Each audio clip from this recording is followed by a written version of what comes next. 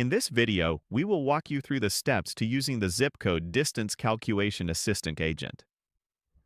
This application can conveniently calculate the distance between two locations based on the two zip codes you provide. Additionally, the system will automatically find the nearest terminal near the starting zip code and provide you with an estimated transit time based on current traffic conditions. Click on Starting button to initiate a conversation with the chatbot.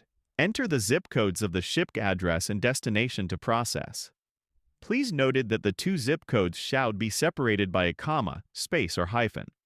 For example, I entered 90,001, 10,001 to calculate the distance between Los Angeles and New York. The agent will output a table including the calculation results between the two locations, the closet terminal with detailed address, and estimate transportation time. Thank you for watching the tutorial on how to use zip code distance calculation assistant.